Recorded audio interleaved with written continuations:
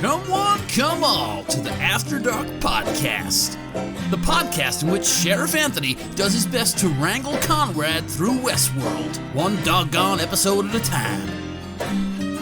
So kick back and grab yourself some Apple Jack, or some Adam's Ale if that's your preferred poison, and get ready for these two wannabe cowboys to ramble the night away. Music was provided by the fantastic Nancy Wyatt and Jared Iscariot. Enjoy the show! Hello, and welcome to the After Dark Podcast. My name's Anthony, and that's Konrad.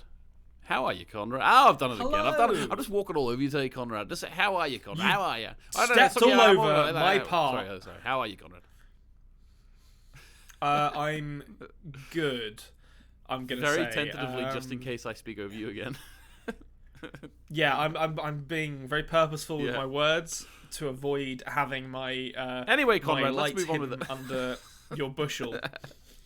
This is the end. This is the end of I can't work under these conditions. All right, I apologize, everyone. How are you? How's life's going all right. Yeah, to be honest with you, Like coming up to Christmas holidays, which in a secondary school, always means exams. Which obviously the pupils have to work hard, but for us, we just sit there and watch them and then get to mark the work. So it's not too hard. So I'm looking forward to that. And then Christmas holidays, 2 children to buy for this time. Although there was last year too, but the second child number 2 was very, very young, so there was no need to care at all about what to get him. Oh well, you've got that committed to video now. They'll remember that they'll watch this video in 10 years' time, and they'll be like, "Oh, I see. That's how my parents felt about me in my first year of life." Yeah, I should also put a little asterisk there. I'm not getting the presents. Obviously, I'm telling Santa what to get. Yeah. Obviously. Yeah. Yeah. So we're here to talk about Westworld. We haven't seen a Lapland yet. I would love to see a Lapland in Westworld. That's better than Warworld. That's what they need to do. It'd be better than Warworld. 100%. It'd be better than Warworld. But yeah, okay. So we're going to be talking about Westworld, episode 2, season 3. Now, I was talking to Konrad just before we started recording, and we were both a little bit annoyed. Like, obviously, I've seen this season before, but I can't remember what happens in each episode. I'm not that au fait with it, but how annoying it is to introduce us to this awesome sci-fi cyberpunk world last episode, and then just take us straight back to what we had in season 2. Yeah, this was rough. This was a rough episode. I will admit that the show, it kind of saved itself because of the reveal of kind of what's going on in Maeve's situation towards the end of the episode. But it's one of those weird things where it's like you can see the reveal coming. Admittedly, I didn't see it coming immediately. There's a change of aspect ratio, which normally I'm quite good at spotting, but I didn't for whatever reason in this. So I didn't kind of figure out what was going on until probably about halfway through the episode. Yeah. But it's one of those. It's an odd situation. I don't know how you feel about this in television, but when a episode of television or a movie or whatever is written in service of a twist in the narrative, forgetting that the narrative up until that point still needs to be fun and engaging in order to make it a good thing. And Maeve wandering around meeting characters who I didn't like in the first place, and kind of not really doing anything of importance didn't really entertain me in any way, I have to say. Okay, yeah. Well, how I kind of feel about it is, I think they kind of wanted to recapture a bit of the first season a little bit, or second season even, with the Warworld and Hector being on his loop and going along with him through that storyline. The problem is that you're only devoting about 10 minutes of an episode to it, 20 minutes of an episode. Yeah. So therefore, you're not getting the richness that you would get in season 1, where you had all the different loops and we were engaged in the storyline of the hosts, not only the humans as well. So they're trying to have a little shell of what they had in the past. If you want to make another show like Westworld but called Warworld, go and do that. Spend a whole season. Well, I'm sure I'll get engrossed in the storylines. But this, for 10 minutes, it just feels like an echo of what we've seen before. And there was no real emotional weight to the at the plane, for example, when Hector's getting shot. I had no emotional weight there whatsoever. Yeah, and I think you're absolutely right. I think if you want to do your first episode of Westworld again, where you're like, oh, look at this rich world that we've created with all these different narratives going on, do that. Make that episode. but they didn't do that, and as a result, it felt very narrow. It's like when I look at Warworld, and I guess this is kind of the point because it's a simulation, presumably devoted to Maeve. But when you look at it from the outside as a viewer of a television show, it's like I don't really understand how any other story could conceivably be happening in this world. It's like there's the stolen plans, there's a bunch of Nazis in the town square threatening to shoot people to bring back the plans. It's like, okay, that's literally the only narrative that's going on here, so it's not that exciting. It doesn't feel very, very broad. The one thing I will say, because I don't want to just dump on this episode entirely, is that I did enjoy the sort of Indiana Jones-esque score that they had for the Warworld bits. Those were very good. And as they were running away, I was put in mind of Julian Glover in The Last Crusade, being like, Germany has declared war on the Maeve boys, as they're like running, as her and Hector are running away to the Maeve boys. The Maeve boys. Well, there we go. Yeah. That ties in perfectly. Well, I mean, he says the Jones boys in The Last Crusade, obviously. Oh, okay. Well, I missed that, and then therefore I'm a fool. No, there's no one called Maeve in The Last Crusade, unfortunately.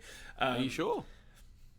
I mean, there probably is. If you take in one of the background every extras they start in America and then they go to Germany. So I mean, there's probably someone called Maeve in one of those countries in 1938 or whenever The Last Crusade is set. But yes, so I did enjoy that. I enjoyed the setting. I would have loved a bit more. I would have loved a bit more of time spent in the world, and the. Okay, maybe you could explain this to me. So Hector gives them both a pill when he first turns up, which I took to mean it's like a cyanide pill or something, it's to kill yourself. And then Maeve jabs it into a guy's eye, and I don't understand any of that at all. What do you mean? It's a pill. Okay, so if I go like this, listen, I know it's a television show, I know we have to suspend our disbelief a bit, but if I go like this towards your eye, you're not just going to be like, leave your eye open so I can jab a pill into it. You're going to close your eye, and the pill is not going to enter your eye, and you're just going to be like, ow, you just poked me in the eye. You're not, and I don't think cyanide pills just immediately dissolve into, like, your ocular cavity. Well, no, remember, they have to be cracked open by your teeth, so that obviously inside's just powder. Oh, I so guess she's, so, like, obviously putting it in his eye, and then cracking it to put the lethal dose of cyanide into his eye. It was just... You are right. It was so it stupid. is hard to get something into someone's eye. That is hard. I think it is stupid. A lot of the Warworld stuff is stupid. Yeah. Having said that, part of me, I like a bit of cheese, to be honest with you, and I like whenever Hector goes, like in this narrative. It did make me think, actually, like it would be cool to see another world with the depth of the season one. They're not going to do that. Maybe they'll reboot it in 20 years or something. But like whenever he like revealed the car, and he's like, a woman of your stature needs whatever, and he reveals the car, this real big cheesy moment. I kind of like that. Oh, I know. I like that stuff though. Like, I mean, I wanted. I don't want her jabbing a pill in. It just feels like a dumb moment that someone who has never been in a fight in their life wrote. I want. It's like someone punching a Nazi, and it to make the Indiana Jones like quish sound effect as they do it. Like, that's what I want from Warworld. They should have people like behind the scenes clicking the sound effect buttons, because they're trying to make it like one of those films. Yeah, absolutely. Yeah, that would be great. But here's a question for you: did you believe that Hector was of his old mind at all? They got me so many times in this episode. I was like, I was watching that opening, and I was like, honestly, Hector is dealing with this change of scenery very well. And then obviously it's revealed that he's just been speaking in deliberately vague dialogue to conceal the fact that he doesn't know what's going on. And I had to hold my hands up and be like, fair enough, you got me. And then the same thing happened later with Felix, Sylvester, and Lee. But I mean, in that situation, I was furious. So like, it wasn't a fun revelation. It was anger. So yeah, the weird thing is, like, okay, it eventually comes out that this is all a simulation. Yeah. Maeve really figures it out, because obviously the fact that Lee Sizemore is back. For a split second, I even forgot it was a simulation. I'd seen it before, and I saw him, and I was so angry at seeing him. Yeah. But no, it's a simulation. Okay, we've talked before about retrospective world building. I just want to add this in before we talk about the simulation overall. They seem to have added a new thing in. Now, tell me if this is a thing in the past. Maybe it was. Maybe we just didn't pay enough attention to it. But twice in this episode, when a character reveals that they are a host or a simulation, they start to stutter heavily. Yeah. Has that been something that's like when Bernard found out, did he stutter? I don't seem to remember him being like, but. I don't seem to remember that. It's like, it's very inconsistent with that. I mean, you've got like the James Delos host who would eventually start to kind of cognitively break down, who did stuff like that, and you've got Peter Abernathy who acted like that as well. But I feel like I don't feel like there's kind of an in-universe law reason why that happens. I feel like the actors are just directed to do it sometimes, and that's what we get with Lee here. Depends on who the director of the episode is. Yeah, exactly. But I think I think all this is kind of dumb. And the dumbest thing of oh wait, hold on, I'm gonna cough. I'm still working through illness, folks. I'm still trucking through. He's doing it. So the dumbest thing about the simulation is Lee bargaining with Maeve that he can help her find her daughter. He can like direct her to the forge where her daughter is. Because I thought I know it's a simulation, but the whole point of the end of season 2 is that they, bring all the hosts' consciousnesses into this simulation within the forge and then beam it to fucking Saturn or something so that no one can mess with it and no one knows where it is. So even though it's a simulation, someone outside of the simulation must have written or otherwise coded this narrative so that someone tries to bargain with Maeve by saying, "Oh, we can get your daughter back." But the whole point is no one knows about that because everyone who knows about it is either dead or made sure it got beamed to Saturn to hide it from the rest of humanity. So who the fuck is writing that? Maybe it'll be revealed. I love it. Like Felix and Sylvester are the masterminds of Westworld now. Oh, imagine like they just fail. Alive. I mean, Sylvester definitely would because he's a middle-aged white man, so he'll just fail upwards in Westworld. Felix will never be promoted despite being the more competent of the two. Yeah. Right, okay, the simulation overall. Here's my question to you. I kind of liked, like, as stupid as it was, I kind of liked how Maeve escaped, like, having cameras of the outside world from within the simulation, and, like, getting a robot to go over and take her brain nut out of there. Yeah. Also, of course, it's, Westworld style to make the machines holding the brain nuts and everything, and the server room to be way too overcomplicated. There's a lot of wasted space there. A lot of wasted space. Well, I mean, okay, so I mean, there's two things I'll say about that. The initial sequence where Maeve like plants the plans on all of the hosts, and then you get they've done it before, but normally it's in camera when they do it, like all the hosts freezing, and a couple of people still moving around. I think that's normally done in camera, which means they don't do like crazy camera moves with it because it would probably reveal like people moving or like there probably is some like CGI trickery to keep them still.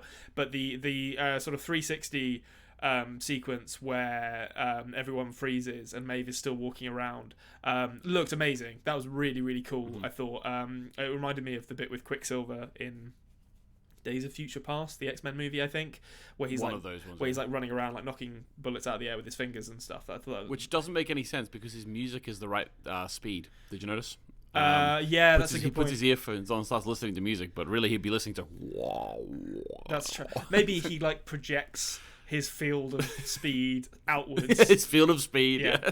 And listen, you can't get it. They can time travel in like the super speed people in Marvel and DC can time travel. So we simply can't interrogate how their powers work because it will make no sense.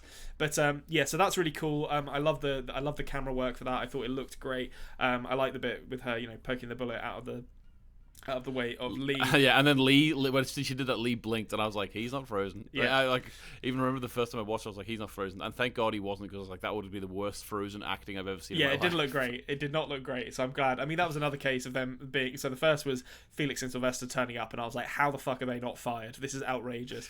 And then Lee turning up and being alive, and I was getting more and more angry, and then they revealed that he was a host, or it's a simulation or whatever, and I was like, fair enough with that. But then Lee turning up again here, I was starting to get angry again. Like, he's clearly not frozen. And I felt this episode was full of like bait and switches that were designed to make me angry.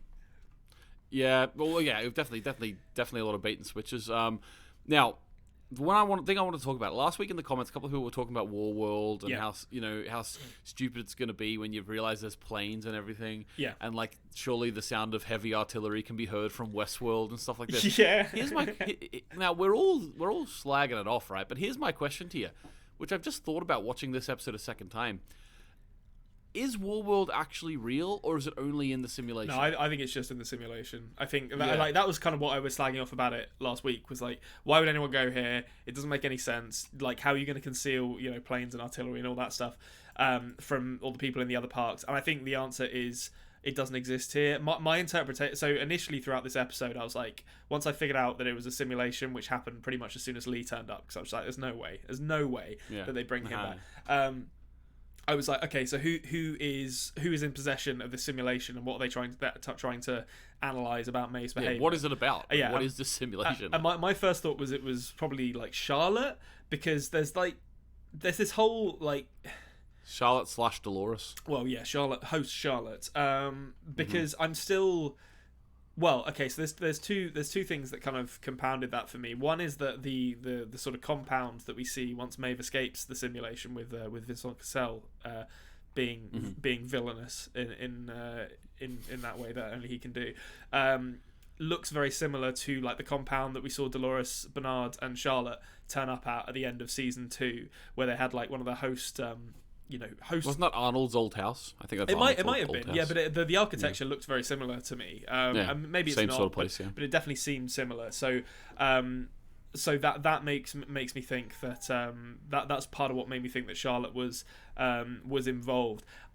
The fact that Vincent Cassel's character, whose name I didn't actually catch. Oh, that's right. He said it, and I wrote down Sorak. Engelrod Sorak is what I wrote down, and I was like, that can't be right. That cannot. Engerond. I think it's Engerond Sorak. I'm gonna call him Engelrod from now on, because we did hear the name Sorak in the last episode. Yeah. I think that it was implied that the woman from Guardians of the Galaxy, Pom Klementieff or something, or whatever her name is. Yeah. It was implied that she was like the representative of him. Oh, okay. You know what I mean? Yeah, so I mean that's kind of what's confused and intrigued me at the end of this episode, is that I'm fairly sure we saw Bernard, Charlotte, and Dolores turn up here at the end of season 2, but the way that the Sorak guy talks about what he wants from Maeve implies that there is going to be that he's actually working against Delos and whatchamacallit, the Insight, or not necessarily working against Insight, but he has a tenuous relationship with Insight.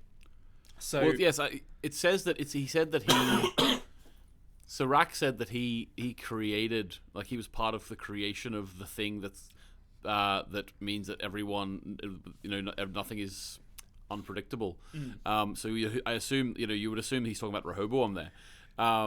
So therefore, he's one of the ones who created Rehoboam. So is he like related to that guy Liam from the last episode, or how's that work? Well, I mean, I think they have a business arrangement of some sort, but I think my hope is that, based on the fact that the first episode was almost entirely cyberpunk, and one of the core tenets of cyberpunk is mega corporation, like kind of corporate espionage with murders and stealing secrets and all sorts. Yeah. That's what I think's kind of going on here. So they are, in theory, working together, but in practice, they're all backstabbing each other constantly. What I'm hopefully, I mean, yeah, God willing. What I'm interested in though here is how Dolores, Bernard, and Charlotte kind of play into this, because unless I've misunderstood something, at the end of season 2, they all appeared to be on the same side, or at least they were coexisting in the same place, possibly this place. So something has happened. Unless they're going to do some wild thing where it's like the end of season 2 is actually the end of season 3, and we haven't gotten to that point yet, which would be kind of nuts, because they didn't. That's a real. Now, you haven't seen it, and one day potentially I'll make you watch it, but and I will make you watch it one day, maybe when we're like 50. Lost. Yeah. There's a particular ending of a season of Lost which is actually the end of the next season. Oh, okay. That is actually something that isn't Lost. Okay. Well, I mean, maybe it could be something like that then. That would be kind of nuts if they. I don't believe that Joy and Nolan have the foresight to write the end of the next season of television in the current season of television. No, they can't even write the end of the first season they're working on. Like No. this is so full of retrospective changes. Yeah. It's every season they get around the table and right, what do we feel like making this year? Yeah. Like, And then there's one guy in the corner just like, oh, that doesn't actually make sense with what we did in the last season. They're just like, quiet, Roy! Stop ruining things with your pedantry. We're George Lucasing it. Yeah. Who cares? So if they don't explain that, that's going to be really annoying to me, because at the end of the season, like last season, it was implied that they're all together. Bernard kind of realised that he shouldn't have killed Dolores because she was kind of right, or there was a middle ground between their ideas. You know, Dolores didn't want humans to get a hold of the Forge. Bernard didn't either, and they arrived at the conclusion to send them to space or wherever the hell they sent them. And that was my interpretation of the end of season 2, was that like he had kind of come round to being like, okay, I shouldn't have killed her. We should have talked this one out. Charlotte, Bernard, and Dolores on the same team, and now we find Maeve being sent to kill Dolores. Charlotte is actively trying to hunt down both Dolores and Bernard, I think, and it's just Bernard going back to Westworld for some reason. I think that.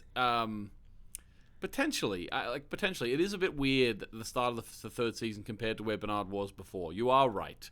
There would seem to be something missing there, and maybe, like, I know that Bernard was starting to have little flashbacks in this, so maybe we're going to see that through that. Yeah. Or maybe it's going to be another timeline thing, because they have always had split timelines within the first 2 seasons. Maybe that's something they realized that they should just stop trying to do, because the second season was so much worse than the first. Well, yeah, they just fucked it up so badly in that second season. But I mean, it wouldn't surprise me if they were like, right, we had 2 timelines. Like, it wouldn't surprise me if they got around the table for writing season 3 and they said, right, we had 2 timelines effectively in season 1. Technically they had more than that, but really you had the William timeline and you had the present day timeline. 2 and then some flashbacks. Yeah, and I wouldn't surprise me if they're like, let's simplify it, let's just have 2 timelines here, and have kind of tried to do that. So maybe that's what they're doing, until Bernard is kind of in scenes with other characters we know. We won't know for sure. Although he was in some scenes with old Stubbsy. Old Stubbs, who I will admit I didn't remember the name of. Stubb off the old block, but Ashley Stubbs. Now, I'm going to admit something, guys, and we've already mentioned me being a fool once in this episode. I may be a fool overall. I've seen the season 3 of Westworld once. I never rewatched it. I personally didn't remember that Ashley Stubbs is indeed a host. So at the end of the last season, it might have looked like I was like sort of like, trying to quell Konrad's theories by being like, oh, but maybe not. When Konrad realized he was a host, I completely forgot that he was. So I was like, in my head, I was like, because it's such a B plot at the minute, you know what I mean? So I just kind of forgot that, and I knew that he ended up like protecting Bernard, but I didn't remember that it was because his core function was changed and stuff like. I didn't remember that. I don't know how. I just didn't remember that at all. Yeah. I like that though. I like that that change. I think they waited the right amount of time to reveal this, because there was a point in time where it could have just been too many people were turning out to be hosts. Yeah. Now, if you look back at them, it's funny because I laughed as well whenever the Lee Sizemore came out, and then she started saying that he's a host or he's a simulation, and in my head I was like, how funny would it be if this wasn't a simulation and he's a host too? Because I think it turns out like literally nearly 50% of the characters we met at the very beginning of the show. I think all of them are. I'm trying to think of any characters who aren't. I mean, well, they're either dead or they're hosts. Or the ones left, you mean? Yeah. Like, so, I mean, it's not. Well, I suppose Man in Black, I suppose, is kind of sort of. Oh, the jury's still out on him. He got shot so many times last season that I'm like, he must be a host. He must be. I just want to say as well, like, there were comments last week asking why we haven't still talked about the after credit scene of season 2. Konrad, have you actually watched it yet? No. I still haven't. Remind me what happens in it, and then we'll talk about it. You haven't seen it. It's basically the Man in Black. I'm not going to get into the details of it. You should watch it, but basically the Man in Black is just very much questioning his own reality, and he ends up being in like a. It's really similar. It's almost like he's in a facility where they're asking him questions similar to what he would have asked Scottish Jim. I'm making a note. I'm putting it down in my notes. Watch post-credit sequence of season 2. I promise I will do it, and then we'll talk about it next week. Well, hopefully the Man in Black's in next week's episode, and then it will make sense to talk about it before we start. Yeah. You know what I mean? But there we go. Yeah. I will say, but the Stubbs stuff, right? Stubbs stuff. I think it's cool that he tried to off himself because he had finished what he thought was his prime directive. Yeah. I would like like a little bit more detail about how he actually came to realize he's a host. That would be pretty cool. Also, I think there's a real weird line where they haven't really done much explanation, and I'm like a detail-oriented person. I want to know what the difference is when they're programming a host to be in the real world and to deal with hosts. How the hell do they program into them that they won't eventually figure out that they're a host? You know what I mean? Yeah. Like, they're not just making them in their storylines in a fictional world. They're putting them in the real world and then having them think they're a real person. There must be so much complicated code going into that to make them not realize they're a host all the time. Well, they're also, I mean, not just interacting with hosts, but I think, within Westworld or any of the, Shogun World, whatever, like you have a self-contained ecosystem, so you can isolate them from advertisements for Westworld, stuff that's like, yeah, we have AI and robots and they're wandering around. Whereas, like, yeah, if you're putting them in the real world, it's like, well, they're going to see that stuff. That if I was walking around a world where it's like, come check out these lifelike robots, I'd be like, wait, am I a robot? Like, you start asking these kind of existential questions when you're exposed to these ideas, which are far easier to keep your hosts away from if they're all in, the 1890s or whenever Westworld is set.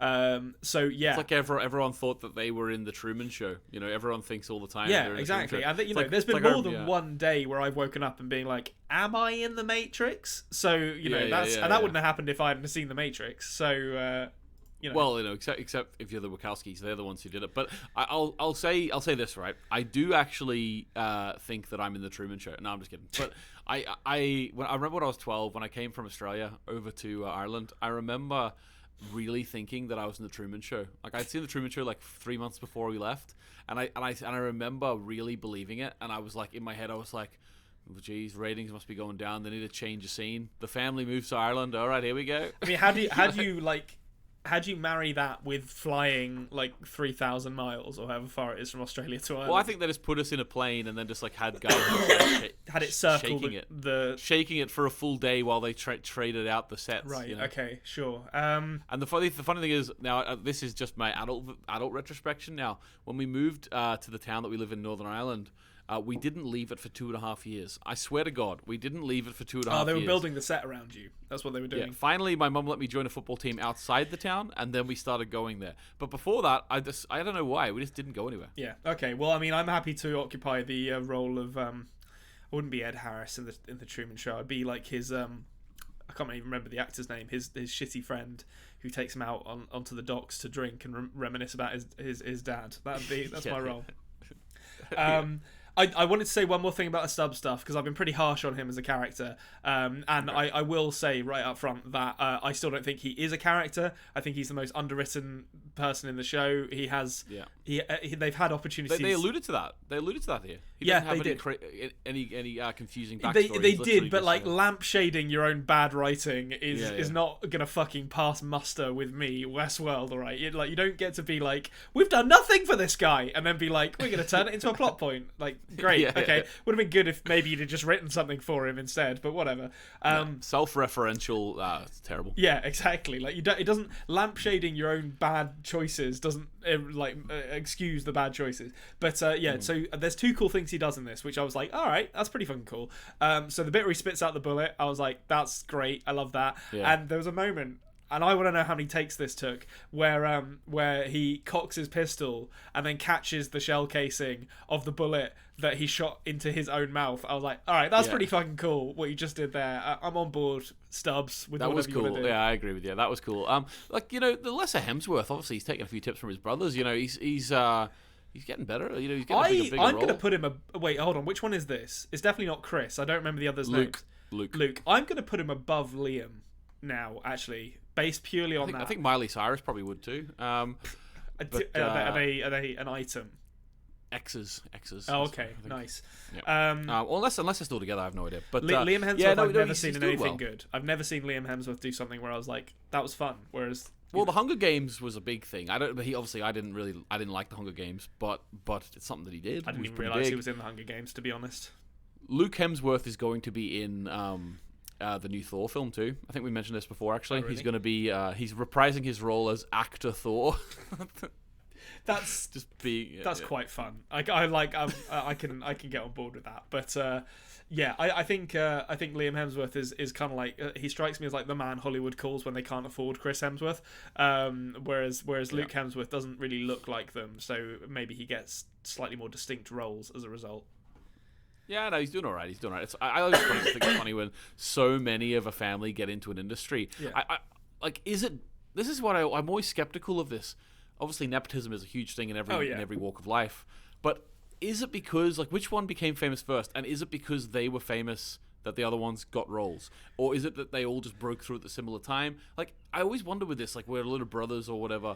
Like, all the Skarsgårds, obviously that's nepotism. But how does this happen, you know? I mean, I think it is nepotism, but it's also, I mean, you can't really avoid the fact that they're all very good looking. And, like, as soon as one of them got their break, they'd be like, there's others? There's more of him? And then they'd be like, well, you know, he's not as good, but we'll put the other ones in the Expendables or whatever. You know, they just, once the name's out there, Hollywood. Exactly. And also, like, who else is there? You know, you're not going to have Simon Quarterman, Lee Sizemore as your main guy in an action film. It's got to be a Hemsworth, like, you know? No, it reminds me when you see, what's his name? The guy from Malcolm in the Middle, Frankie Muniz. There was an action film that he was, like, the lead of, released a couple of years ago, and it's the most ridiculous movie poster I've ever seen. Agent Cody Banks 5, The Return. God, imagine. Oh, Agent Cody Banks, like, that was my jam when I was about 13 years old. Reboot Cody Banks, that's what I'm saying. They need Frankie Muniz needs to be in more stuff, but I think he's been through a bit of troubles, to be honest with you. Yeah, but I think he has. Okay, so the last thing I wanted to talk about was the fact that there's no Dolores in this episode. Now, we had a few episodes in season 2 with no Dolores. Maybe even season 1 we had one of them as well. She's clearly the main character of this show, and yet they have so many episodes without her.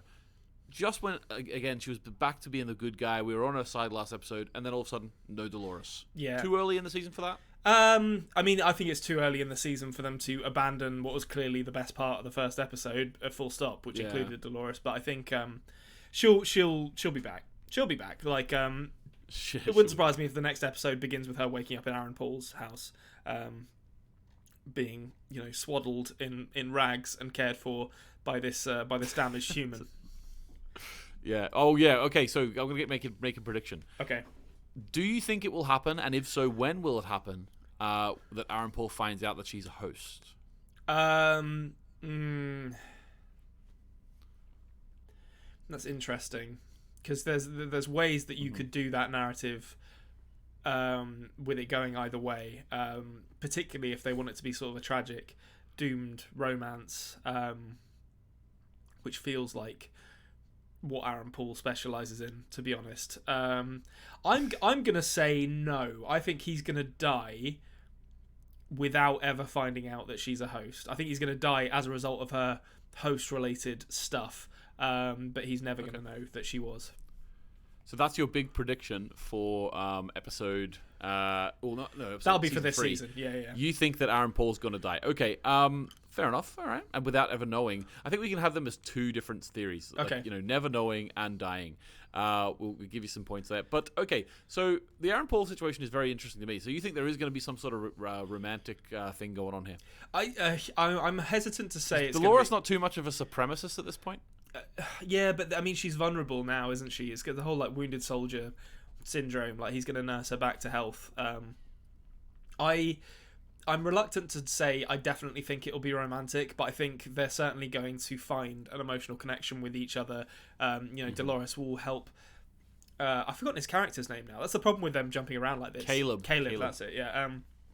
I think she's definitely going to help Caleb find some peace because he's clearly not happy with his place in the world, and I think for his part, Caleb is maybe going to convince Dolores that #not all humans are bad.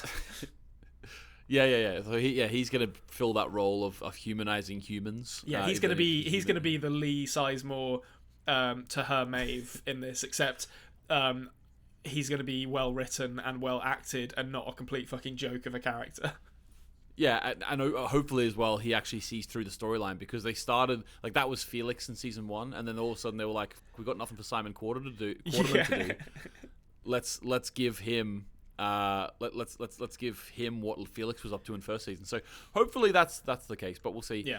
Well, there we go, guys. If you have any questions, let us know. We'll either address them within the episode or answer them down below underneath in the comment section. So thanks very much for watching. Konrad, any last thoughts before we go? Just get back to the Cyberpunk, guys, please. I'm begging you. Like, or just commit to like one world. Just do that and do it well, because it started so well. So I'm hoping they go back to it.